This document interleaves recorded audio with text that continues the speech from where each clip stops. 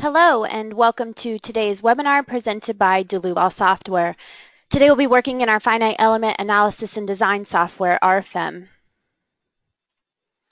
The topic for today's webinar is concrete dome, tank, and shell modeling in RFEM. My name is Amy Heilig. I'll be your presenter. I'm the CEO of the U.S. office and also a technical support and sales engineer, and we are located in Philadelphia, Pennsylvania. My colleague Paul Kilo will be your moderator, answering any questions you may have. He's a product and customer support engineer located in our Tiefenbach, Germany office. If the control panel does seem to get in your way when you logged into this GoToWebinar, feel free to show or hide that with the orange arrow up at the top. We always want to encourage everyone to ask questions throughout the webinar. You can do so within the same dialog box. If by chance we don't get to all your questions, I will certainly send you a follow-up email afterwards. So regarding the content for the next hour today, I want to quickly explain RFEM and the add-on module concept for concrete structure design within our programs. Then we'll immediately move on to our example, which is a concrete dome. We will fully model and load the structure according to the ASCE 7 in our main program RFEM. Here we'll run an analysis and take a look at the results. With these results, perhaps we could take them into our own in-house tools such as spreadsheets or whatever else to do the further reinforcement design. But today we're going to utilize the add-on modules within RFEM to do ACI 318 reinforcement design, and today we'll be utilizing RF concrete surfaces. Now this add-on module allows us to run both strength and serviceability design, and I want to show you how to both automated and manual input of the reinforcement areas. Lastly, we'll take a look at deflection with considerations to creep and shrinkage with the module extension RF-CONCRETE Deflect.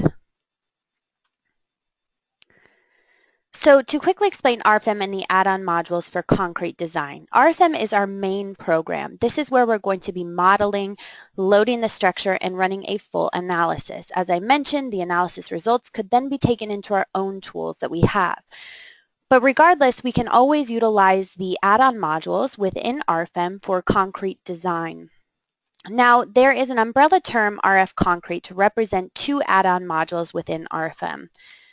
The first is RF concrete surfaces. This allows us to run both a strength and serviceability limit state design per the ACI, the CSA, many other international standards for surface elements within the program.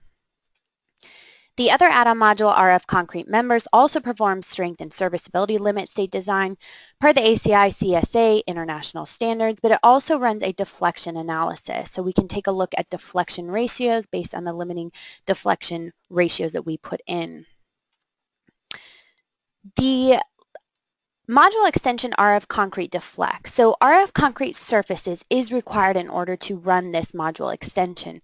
This performs an analytical deflection analysis in either the cracked or uncracked state. We can take into account creep and shrinkage as well. So we'll definitely be touching on this a little bit later on today. The last module, RF concrete nonlinear, this runs a nonlinear calculation for the serviceability state only in the crack state. So we can take into account the true crack sectional properties for both surfaces and members. Again, this is a module extension. And with that said, we can jump into RFEM for our example today.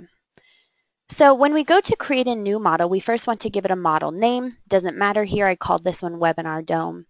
The type of model will be 3D. Now we can generate load cases and combinations automatically according to the ASCE 716.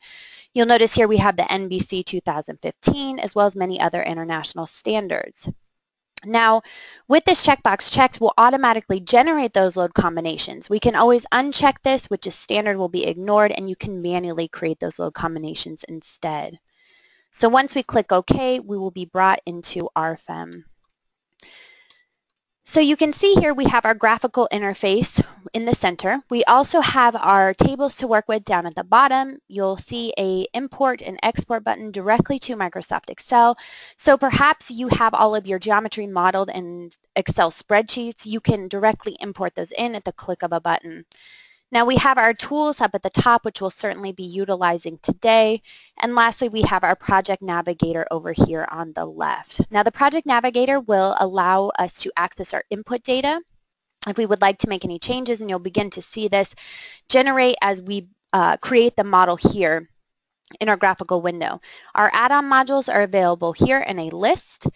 And lastly, once we do run an analysis, our results will also be available in this project navigator. So to begin with, I'm going to rotate the model around here. And I want to start off with creating a node. Now I can use this option up here, new node. I can either snap to a point directly in the graphical window, or I can simply type in the coordinates here at 0, 0, 50. So now you should see, if we right click out up here, my node, whoops, I didn't click enter, let me try that again. We'll type in 0, 0, 50, hit the enter key, there we go, we right click, and now that node will be generated within our window. So I'm going to move on to a line element. Now a line element is exactly what you would think would be, something similar to what you would use in AutoCAD.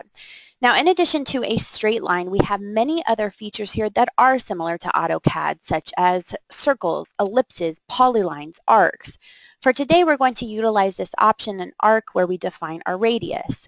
So with this, I'm going to zoom in here, and I'm going to click on my first point 50 feet away from the origin and snap to that second node that we just created. So now you can see here that I can go ahead and either snap to a point to define the radius of my arc, or just type in 50 feet, hit enter, and now we have that arc element created. I'm going to select this arc, and I'm going to use my rotate copy tool. I'm going to create 4 copies here with an angle of 90 degrees. Now we're going to rotate it about the origin, nothing too special here. But there is a setting called Edit Expanded Settings, and we have the option within this dialog box to actually create surfaces between my copy nodes. So what happens with this checked? Well, once I click OK through all of these dialog boxes, you'll notice that my dome roof was created with just a few clicks of a button. So the dome roof right now is bright red. That usually tells you that there's something that hasn't been defined within the model. So when I highlight all of my surface elements, I double click to edit them. We want to set the material, the thickness, and the stiffness here. Right now everything's set to null. So we're going to change this to standard. We're going to utilize one of the default materials within the program. So concrete 4000 PSI. Now you can always access your material library here to change the material or to create one yourself.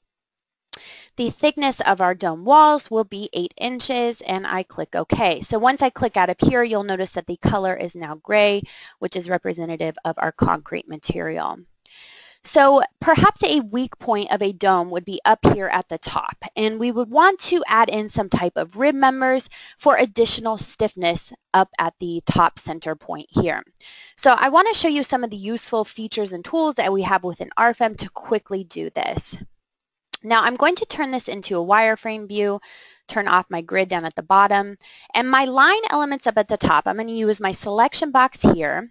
I'm going to right click to edit the line. And under this option, we have create node on line at a certain distance. So with this option, I can create a node on that line 10 feet from the line end. And you'll notice these black arrows back within RFEM show me exactly where the lines start and the line end is. I click OK. So now I've done nothing more but just create little nodes here at the top of the dome. Now we're going to do the same thing at the bottom lines. I'm going to highlight all of these lines down at the bottom. Right click, and under line we can create a node on the line at a certain distance, again 10 feet from the line end. I do the same process again. This time I'm going to create the node on the line 10 feet from the line start. Okay, so all I've done here is add in these additional nodes to my structure. Now I'm going to utilize the line element again. This time with my arc, I'm going to choose the option here to define the arc with 3 nodes.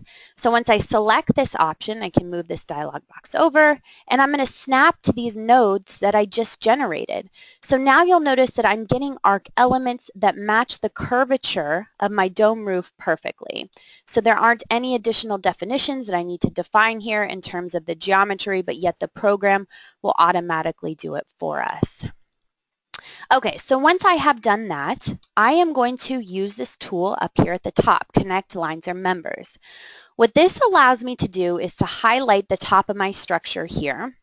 And now all lines that are intersecting will now be divided. And you'll notice that an additional node was created here at these intersections. So these are now separate line elements. I'm going to select 2 of the arcs over here, 2 on the back side, and I'm going to right-click to reverse the line orientation. So now you'll notice when I select the other 4 arc lines that all 4 of these lines begin at the bottom of my dome structure and end at the top. So with this option, I'm going to right-click and I'm going to divide the line this time by a certain distance. So from the line end, I'm going to divide it at 10 feet. I click enter. So now you'll notice I have a couple smaller line segments here.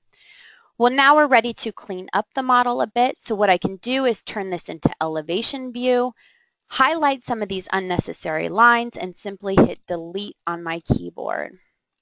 We're going to do so on the other side after I've rotated the structure around. So now you can see we have these what will be rib members, but right now they're only lines.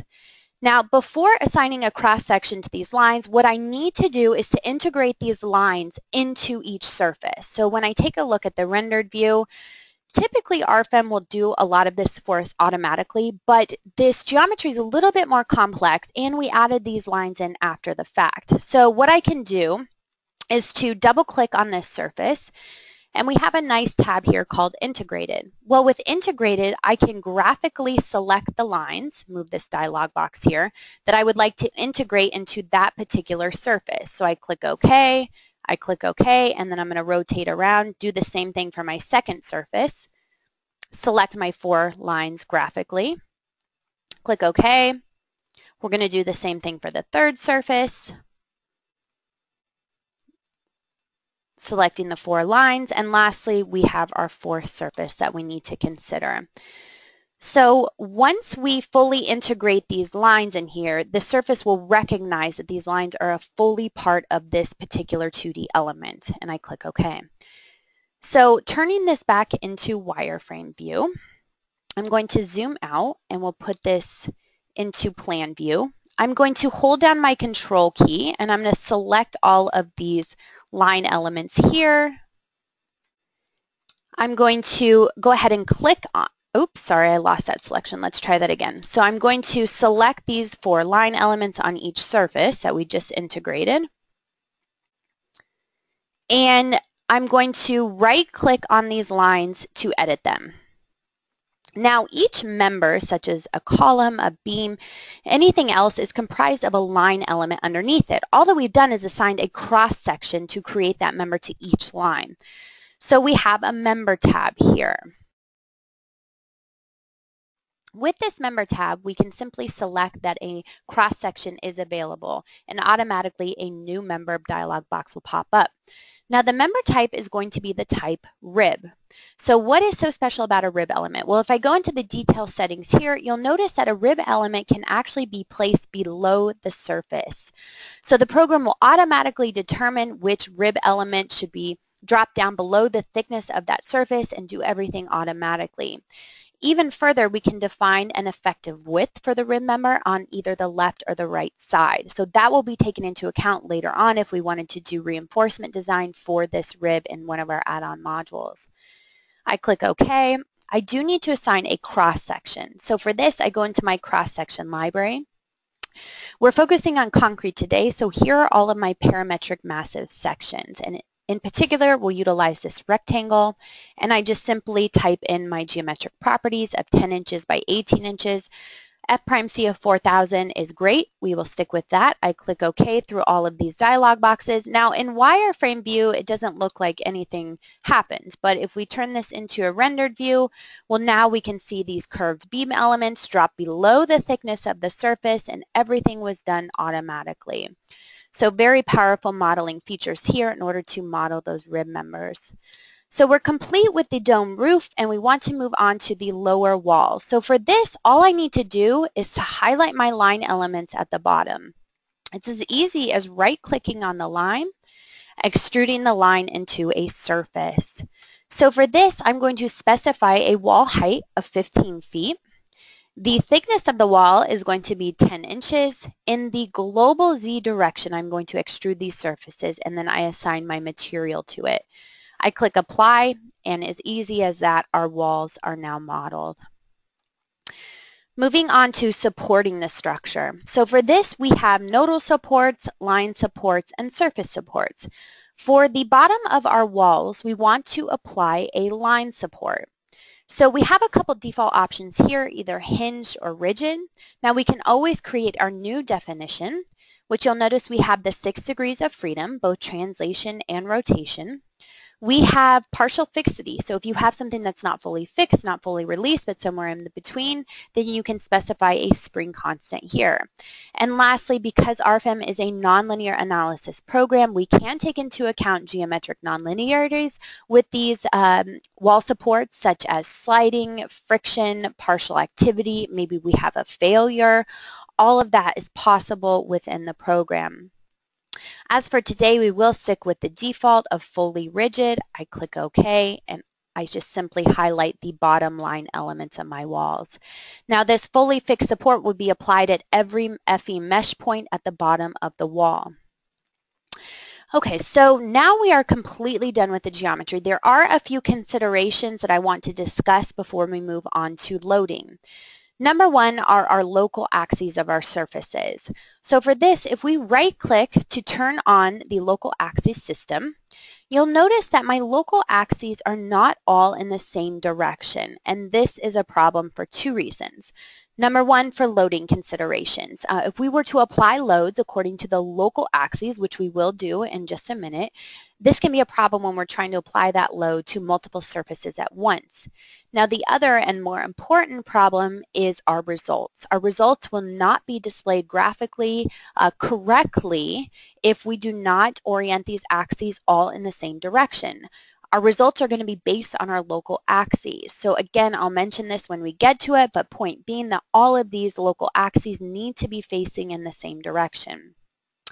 Well, we have a nice feature within the program that all I need to do is to highlight this entire model. I right-click to edit my surface, and we have a tab called Axes here. This allows me to orient all of my axes at one time. So what I'd like to do actually before doing this is to take a look at the model. Now this line here, I'm going to right-click and I'm going to reverse the line orientation. So it's starting from the bottom and going up to the top. So now when I right-click to change the axes, I'm going to orient all of my local y-axes parallel to a line in the model. And I choose that line in the model, this one that I just reversed the orientation. So I click OK, and now you'll notice that all of my y-axes are facing in the vertical direction.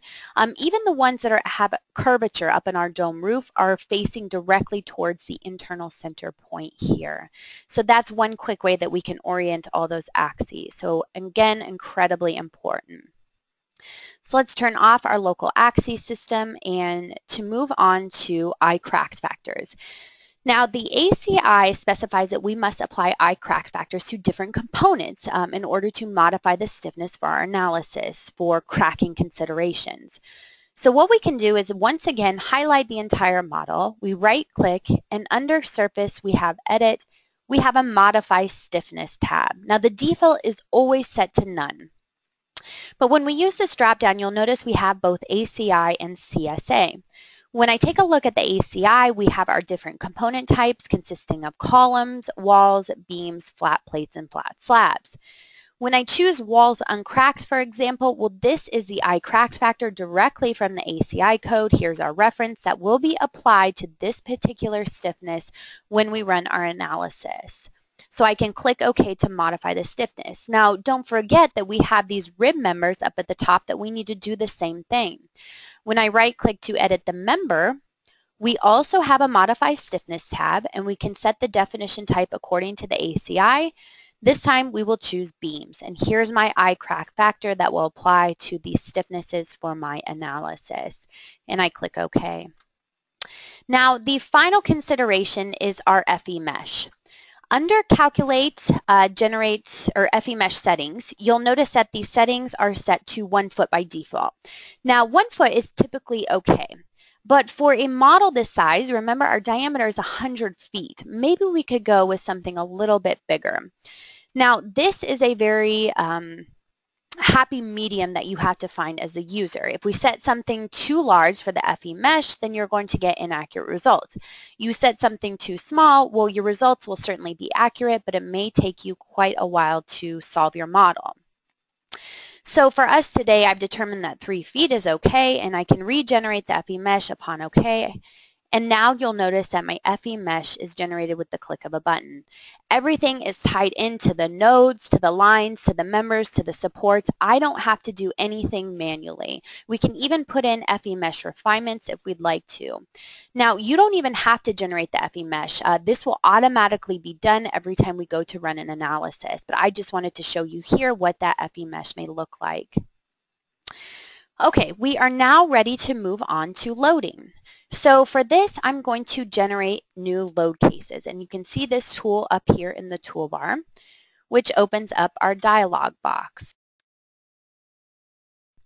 Now for our first load case, we're going to call this one dead, or we'll just call it dead, and we're going to assign the action category of dead here. Action categories are important so that the program knows which load factors according to the ASCE 7 to apply to which load cases. So for dead load, you'll notice self-weight is automatically checked here, so we will account for self-weight automatically. Creating a second load case, we'll call this one live 1. The action category will be live. We can make a copy of this one. We'll rename it to live 2.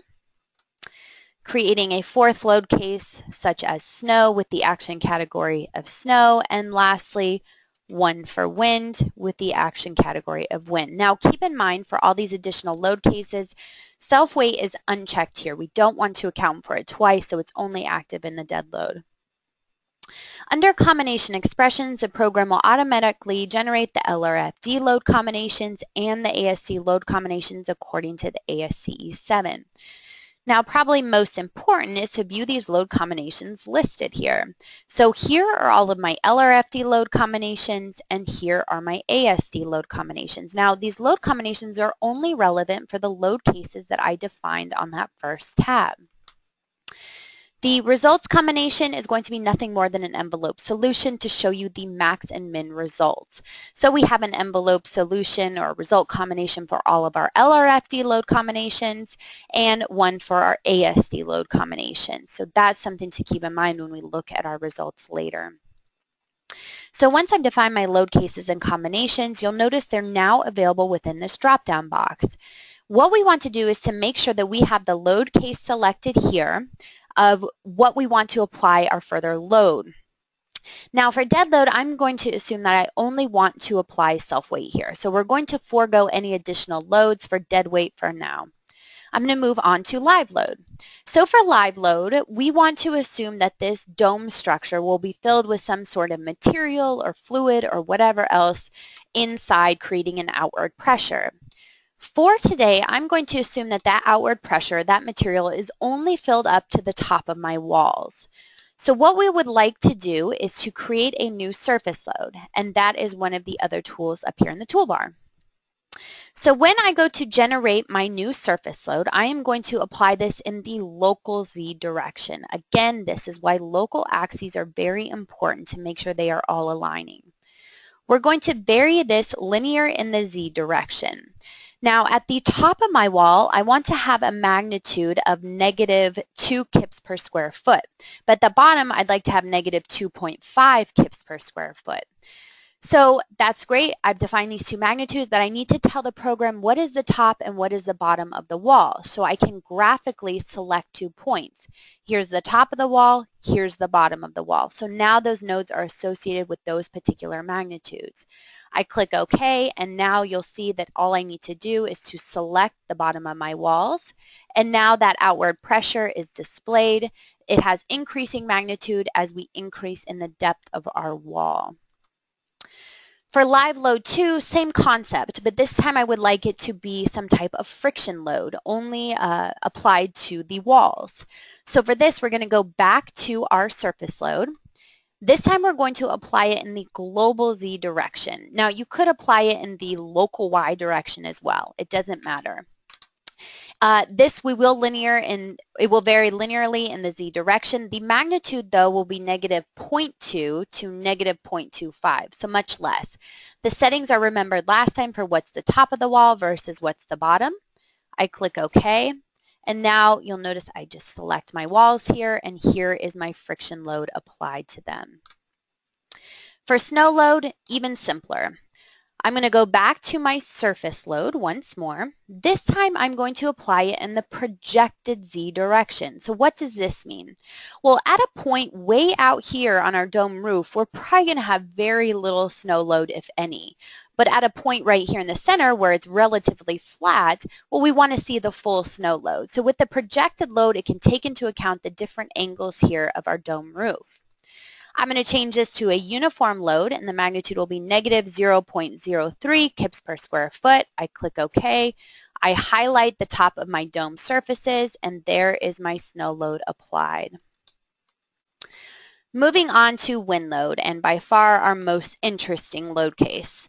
I am going to jump back to the PowerPoint for this to discuss a little bit about ASCE 7 2016 wind loads on domes. So within the standard, there is table 29.1-2. These are steps to determine the wind loads according to the main wind force resisting system for circular bins, silos, and tanks. This is incredibly user-friendly. It has all of the steps laid out for us on the assumptions that we need to make, the factors that we need to calculate, and ultimately to determine down here the wind force F or pressure P for both our walls and our roof. Now, for the sake of time, unfortunately, I can't go through all of this today, but I did make some assumptions for my structure, such as risk category of 1. My basic wind speed was 103 miles per hour. We're assuming the structure is somewhere in Pennsylvania. The exposure category is D, so maybe we don't have a lot of structure surrounding the area and we have these high winds. And I went ahead and calculated all of these factors to eventually determine that according to equation 29.41, which is referenced down here for my walls, here is the equation listed. Now, I moved my projected area to the other side of the equation. So what I wanted to see was my total pressure that needs to be applied to my wall. And what I came up with my calculations is around 16 pounds per square foot. Now, that's the total pressure. The dome roof is a little bit more complicated. Again, this is referencing equation 29.4-4 from step 8 here. And this in turn references us to figure 27.3-2 for dome roofs. Now this is actually adopted from the Eurocode and was only available within the ASCE 7 within the last couple of releases. So dome roof loads, we need to first consider the wind direction, of course, and then we have some various points here where our magnitude will vary. We have points A, B, and C. Now, the external pressure coefficients, the code allows us to interpolate, and all of these interpolations are based on the geometry of our dome. For example, the roof height, the wall height, the diameter, which we'll find the appropriate values here within this figure, and you can see my colored lines where I have interpolated based on our dome today. Now, eventually we get two load cases for A, B, and C pressure, as I mentioned, on the dome roof. And we get a second case for A, B, and C too with slightly different pressures. Now, of course, we'd want to go through and maybe consider a different wind direction. If you have an asymmetrical structure, maybe we need to consider some torsional effects and so on. Again, for the sake of time, I'm only going to focus on this first case here and how we can apply it within RFEM. So jumping back to the model, the first thing we would like to focus on is the wind loads on the walls.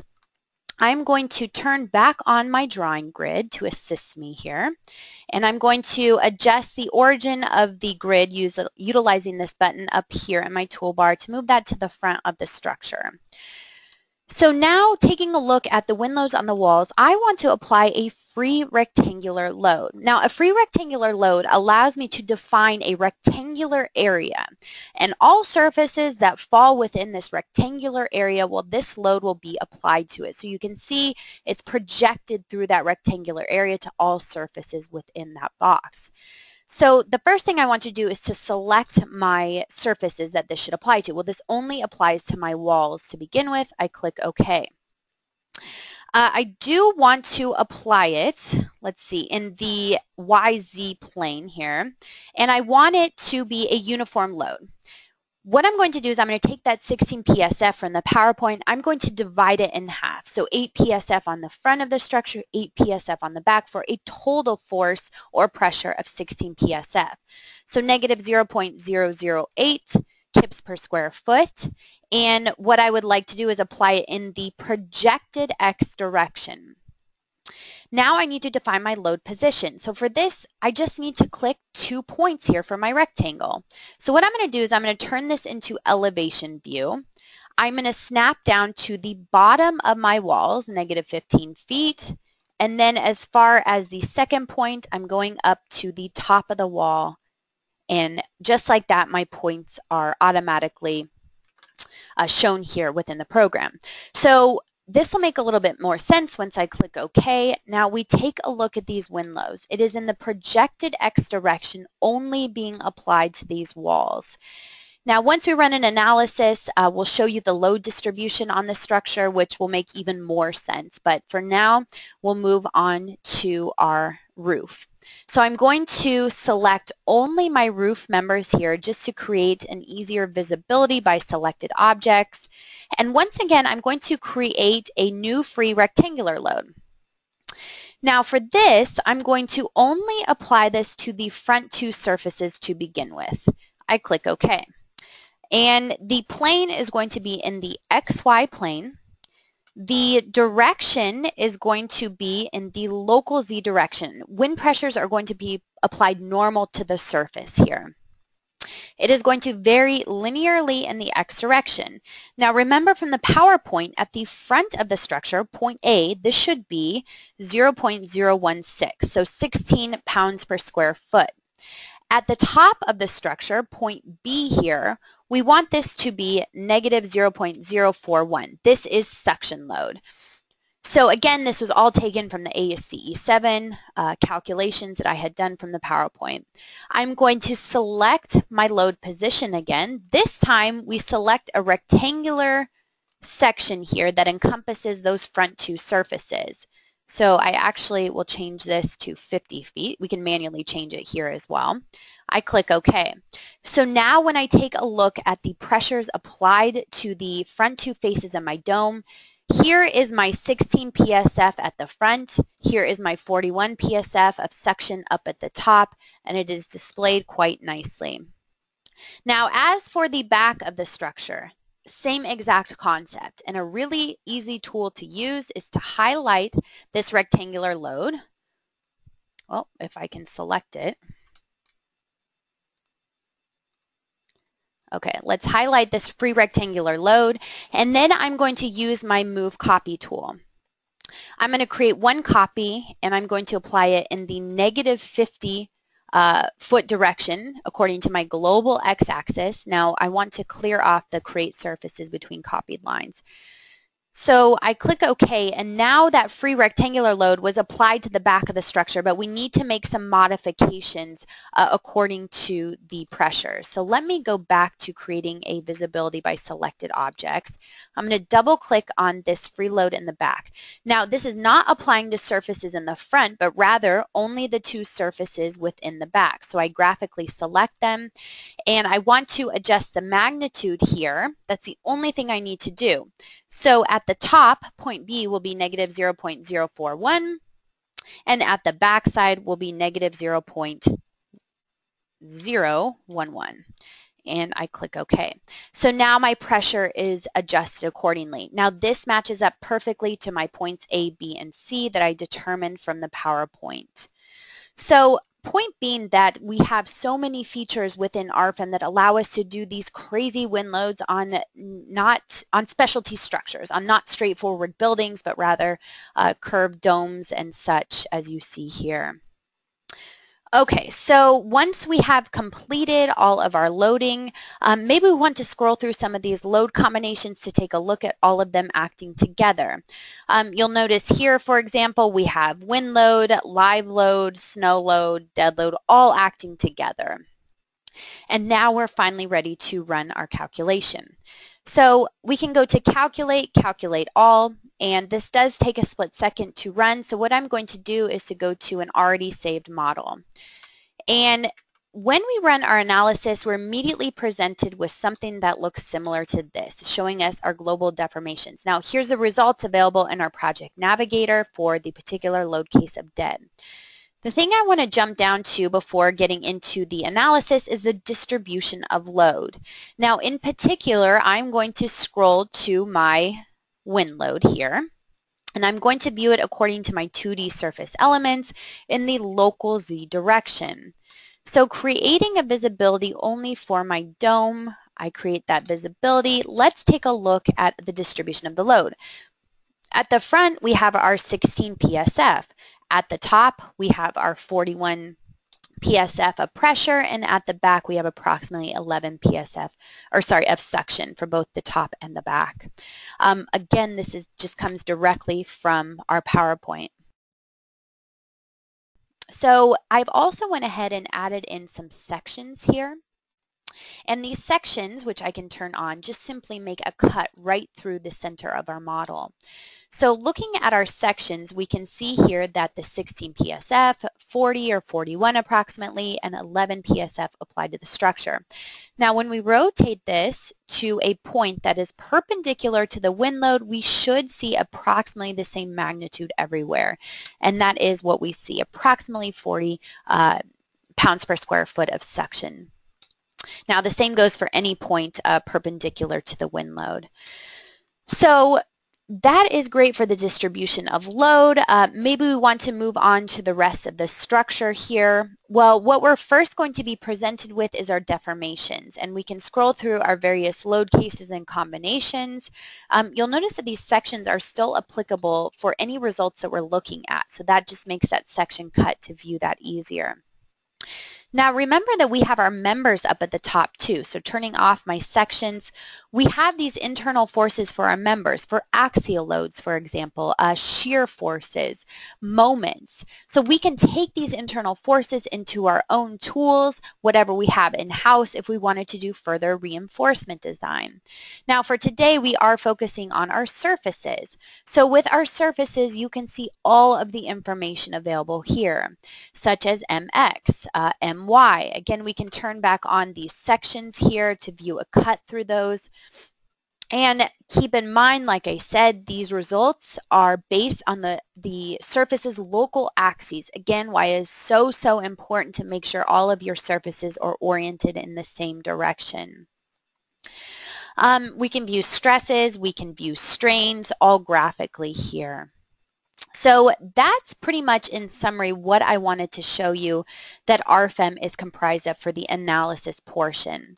Now for us today, we want to move on to design utilizing the add-on modules. So for this, I'm going to jump back to my other model here that we're working on, and I am going to launch RF concrete surfaces. So the add-on module is nothing more than a dialog box. All of our loading, our load cases, combinations, materials, thicknesses, everything is brought in from RFEM into this add-on module. The only thing I have to do is to specify some information that is relevant for design, reinforcement design, per the ACI. So you can see here we have both the ACI and the CSA available. We'll choose ACI for today. Now the strength limit state, I'm going to choose all of my LRFD load combinations selected for design. Serviceability, I am going to select all of my ASC load combinations selected for design. Here is my first case. What we could do is go to File, Rename Case. We could call this one Strength and Service, just to be clear on what we're designing for here, and then I just simply move down my list. Materials are brought in from RFEM. For both concrete, reinforcing steel is set here as well. Now you can use this drop down to make adjustments that you would like. You'll see the material properties are also listed here. Surfaces, again, all of the surfaces are listed. Now, everything is synced up to RFEM in the background. So as I'm clicking through these tables, you'll notice that it's highlighted in the background exactly which surface I'm looking at. Now, something to note for serviceability design, that we can design for crack width. So this option is only available because I had to find these serviceability load combinations. And for crack widths, we want to first give the program a limiting value.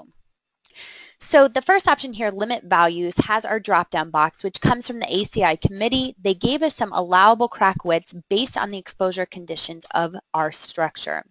We will assume today that the structure is in a very humid environment, so our allowable crack width is 0.012 inches for both the top and the bottom. You can also use a user-defined option here to type that in manually.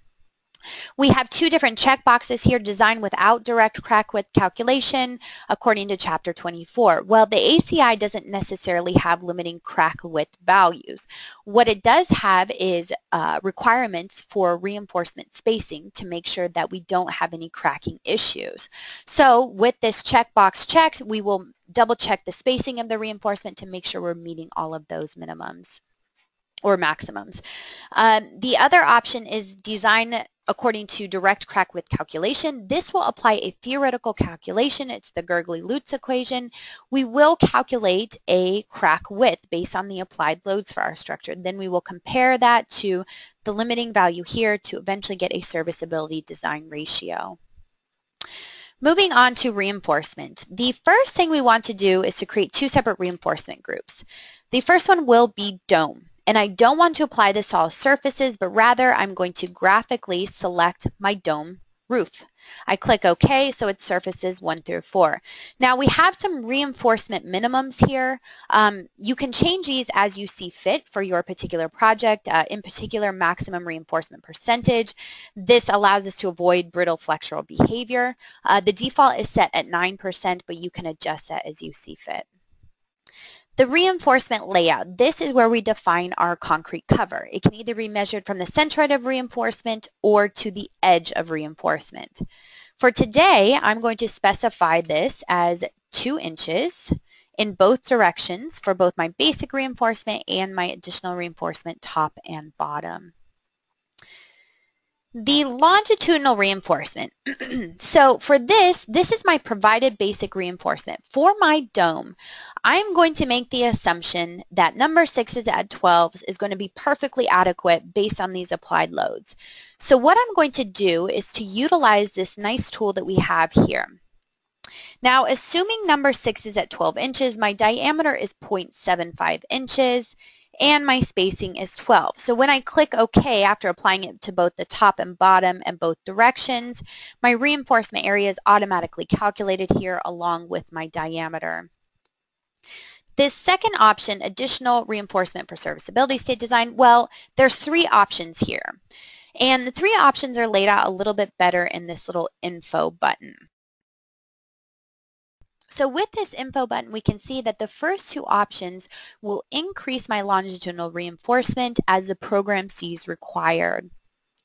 Instead, I'm going to choose this third option down here. I don't want the program to automatically increase my reinforcement, but instead I want to define what additional reinforcement I should put in here. And for right now, I'm going to leave this as 0.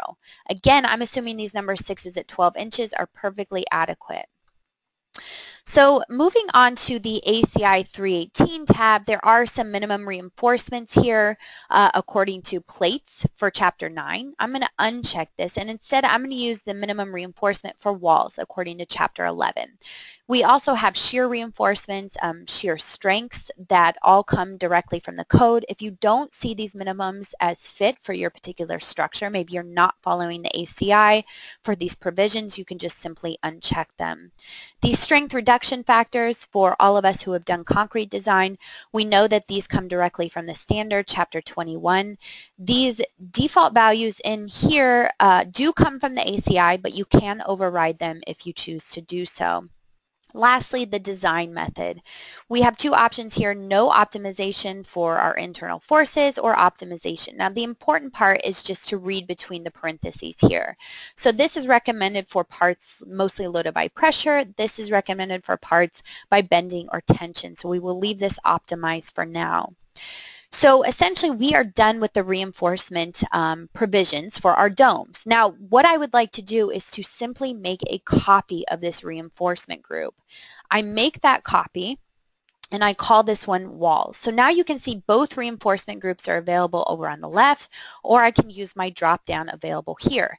The program automatically assumes that surfaces 5 through 8 should be applied here. That's correct, but I can also graphically select them as well.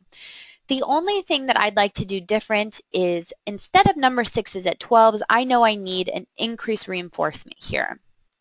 So instead, I am going to choose number 7s at 8. My diameter for number 7s is 0.875 inches and my spacing is 8 inches applied to the top and bottom in both directions. I click OK and now you'll see that increased reinforcement area listed here. Absolutely everything else is unchanged from what I just set it to because I made a copy of that reinforcement group for my dome. So now we're ready to run our calculation. Now, again, this takes just a couple minutes to run, so I'm going to jump to our already saved model. And what you should see when you run a calculation is you will automatically be jump to this table here. You'll see our results table available after you run that calculation. So the required reinforcement by surface. We will see in here 4 different columns. So the required reinforcement is what the program has determined for all of our reinforcement directions, top, bottom, required by analysis. My basic reinforcement is what I put in there. So remember my number 6 is at 12s for my dome and my number 7s at 8 inches for my walls.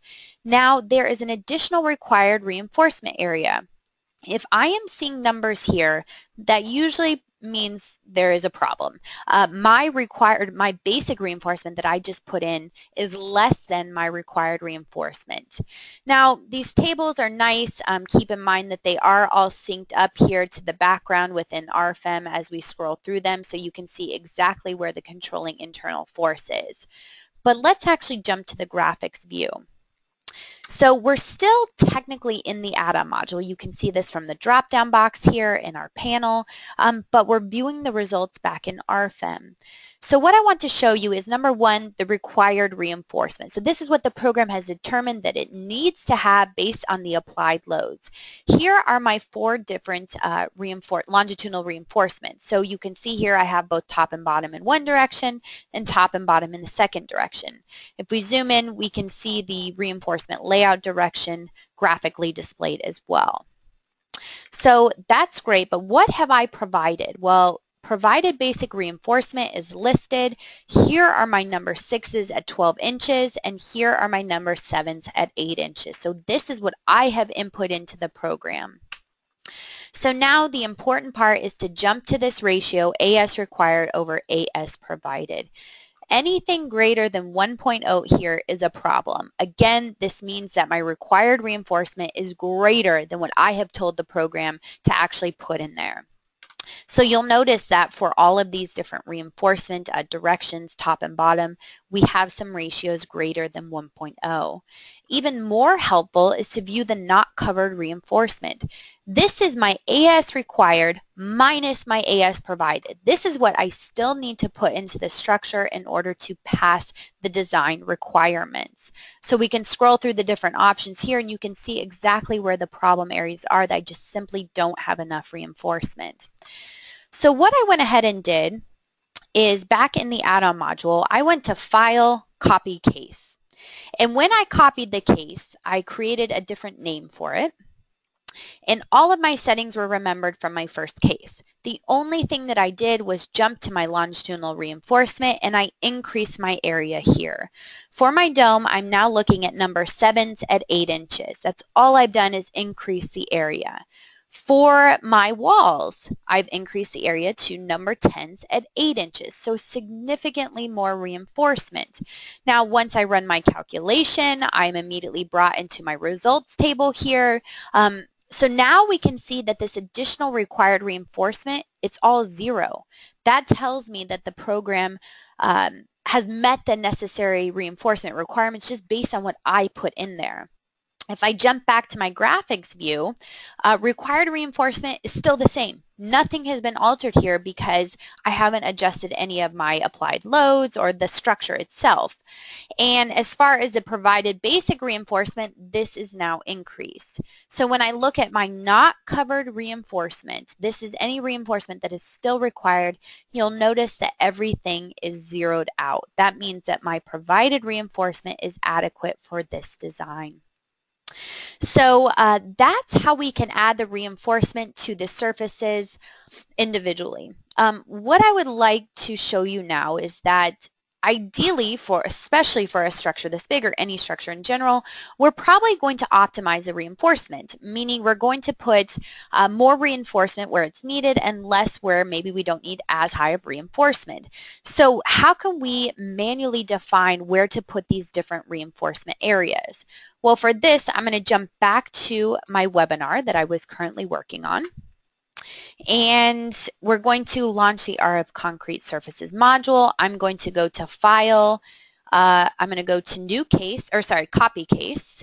And this one we will call Strength and Service Manual because I'm going to manually apply those reinforcement areas. I click OK. So once again, nothing has changed here because I made a copy of that case. So really beneficial not having to re-enter in all that information. The difference here is I'm going to launch this Details tab. So under the Details, we have two options here, to automatically arrange our reinforcement or to manually define it. And this is where I'm going to choose the option Manual Definition. I'm going to click OK. Now you'll notice that this dialog box looks slightly different. This is the only part that is affected in the module by changing that to manually. For my domes, I still have my reinforcement area for provided basic reinforcement. I am going to open up my little tool here, and I'm going to assume that for this particular reinforcement, I want number 10s, which is a diameter of 1.27 at 8 inches. I'm going to apply this to the top, bottom, and both directions and click OK. So you can see my total reinforcement area is shown here. Now I'm not going to do anything further with my dome. I'm going to assume I do want these number 10s at 8 inches. Oh, I'm sorry. Actually, that's entirely too much reinforcement. Let's go back. We would like to apply number 7s at 6 inches. So we will go with a diameter of 0.875 and a spacing of 6 inches, top, bottom, and both directions. Okay, so now we're looking at a reinforcement area given here. I'm assuming that I want those number 7s at 6 inches everywhere within my dome roof. So we're not making any changes here. Now, for the walls, though, I do want to specify two different reinforcement areas. At the top of my wall, I want a higher reinforcement. At the bottom of my wall, I want a lower reinforcement because it's not needed there. So the first thing I'm going to do is I'm going to zero out my provided reinforcement. We can put something here if we'd like, but for right now I'm just going to zero this all out. The provided additional reinforcement can be placed in several different shapes here. For example, we can apply additional reinforcement for a particular surface. For a rectangular area, again, this is going to be a rectangular area projected through several surfaces. A polygonal area, which is what we'll be utilizing today, or a circular reinforcement area. Circular might be incredibly beneficial for the top of our dome here if we wanted a different reinforcement in a circular fashion. So really any shape is possible. Utilizing the polygonal reinforcement, what I'd like to do is to launch this dialog box. So for this option, I want to apply this in the YZ plane. And you'll notice that this is applied to surfaces 5 through 8, which is pulled directly from my walls. I can always adjust this if I'd like to do so. I'm going to apply as top, bottom, and my first direction. The rebar for the top of my walls, I want this to be number 10s, 1.27 diameter, at 8 inches. Now, this will typically be blank when you first pull up this dialog box, and I now need to define the reinforcement position. And this dialog box looks pretty similar to a rectangular freeload, so same kind of concept here. I'm going to graphically choose now, and I'm going to turn back on my grid. I'm going to rotate the model, and I'm going to snap to the points in elevation view where I want these number 10s at 8 inches to apply. So I'm going to move to the top of the wall all the way down to a point about 3 feet from the bottom of the wall. Moving to the other side, a point 3 feet from the bottom of the wall up to the top of the wall.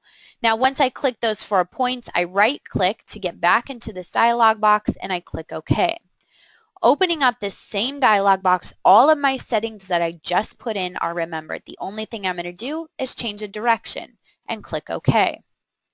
So now when I take a look at this table, you'll notice that I have my number 10s at 8 inches applied to both the top and bottom in both directions at these particular nodes. So they're projecting through my surfaces 5 through 8.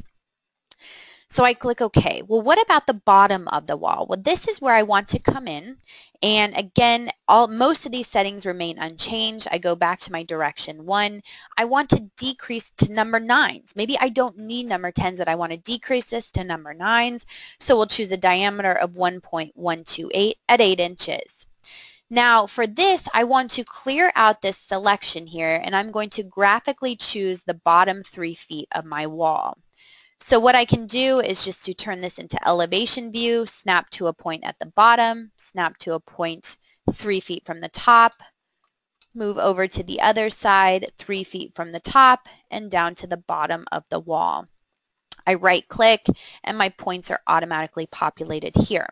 Now I click OK. I open up that dialog box to change my reinforcement direction in the other direction here. I click OK, and now when I look at this table, I now have the bottom 3 feet of the wall with slightly less reinforcement. Now this table is nice, but it might be beneficial to see this graphically of how it's applied to our surfaces, so that's what this little eyeball allows us to do here. When we click on this, we are brought directly into RFEM, still with this table being displayed here. Maybe I turn on my color panel here.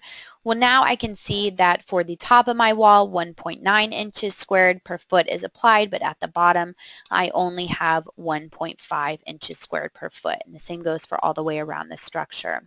So pretty beneficial for viewing visually what we're applying. So now that we are done with the reinforcement, I'm ready once again to run my calculation. So once again, jumping to my saved model, I would like to take a look at the results. So we are immediately brought into our required reinforcement here. And you'll notice that the required reinforcement is listed based on the analysis. Again, nothing should be changed with that.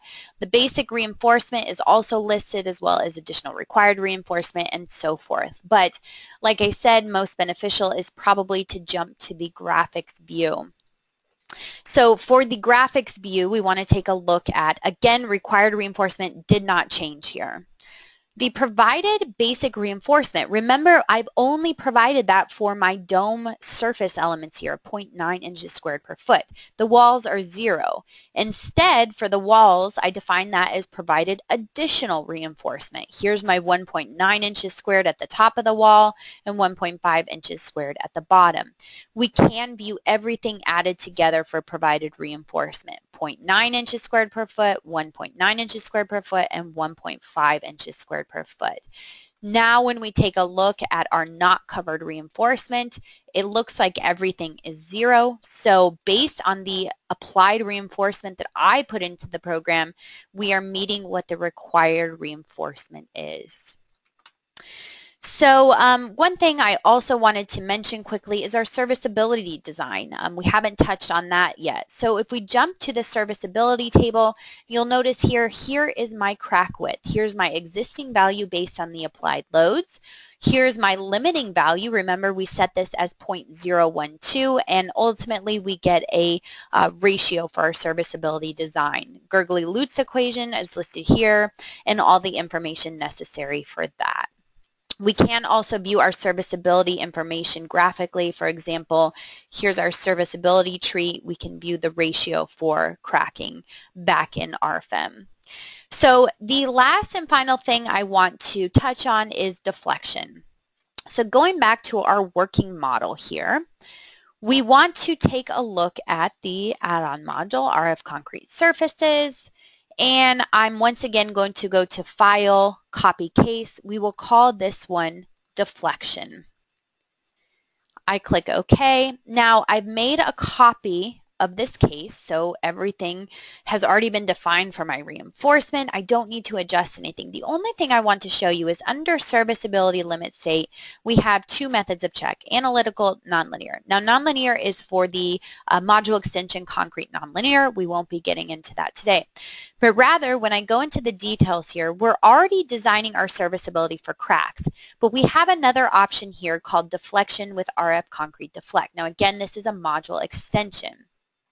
When I click this option, the program throws up a warning saying we're not going to adjust the required reinforcement based on deflection design or deformation checks. That's fine. Basically, all we're doing is checking the deflections but not adjusting any reinforcement. Now, long-term deflection with considerations to creep and shrinkage can be considered here.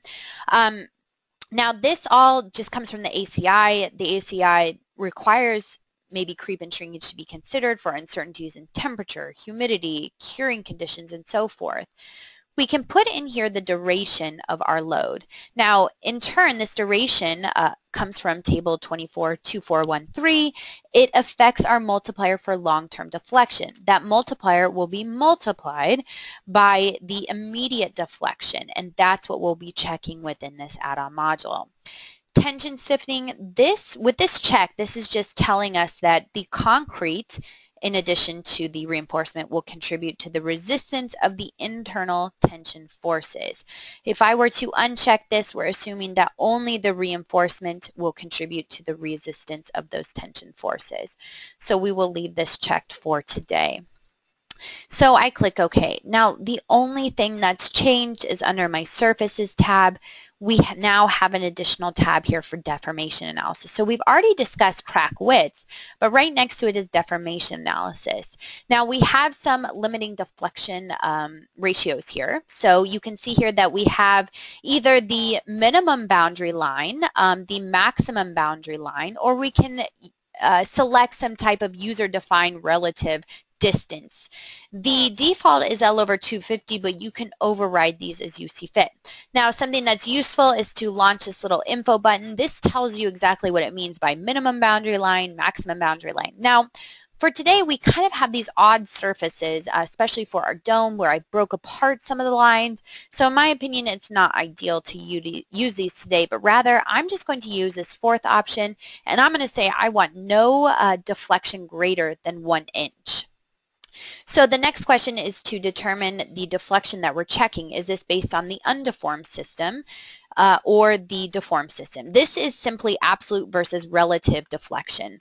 So the undeformed system is going to be absolute. It's going to be measured from the undeformed structure to the deformed structure. The second option here is maybe explained a little bit better in this picture. You'll notice that the deflection is simply measured from our deflected shape from corner point to corner point. The first option here is absolute deflection. For today, we'll utilize the undeformed system. So everything else remains unchanged. Remember, my reinforcement has already been defined, and I'm ready to run my calculation with deflection considerations. So for the last time today, jumping to my saved results, I want to take a look at my RF concrete surfaces module. The only difference we're going to see here is under serviceability design. We no longer just have the crack width considerations, but here is my deflection checks. My existing values are listed for each surface, and again, I can take a look at exactly where these fall within the structure in the background if I pull this down a little bit, as well as the limiting design values. Remember, we just set this to 1 inch, and ultimately we get a deflection ratio. We can view all of this graphically as well under the serviceability. Now we have the option to view the deflection ratios back in RFEM. So that's really all that I wanted to touch on in regards to deflection as well. Okay, so going back to the PowerPoint, that essentially wraps up our webinar for today. Now, I know that was a lot of information, as it always is, for the last hour. We always want to encourage you to visit our website at dlubal.com to learn more about RFEM and these add-on modules that you saw. We have several social media sites. For example, our YouTube channel is incredibly beneficial to take a look at some of these recorded webinars and to view them at your own pleasure. Our email at our Philadelphia office is info@dlubal.com. Again, info@dlubal.com. The phone number is 267-702-2815. So if you have any questions about today's presentation or anything else, feel free to contact us here.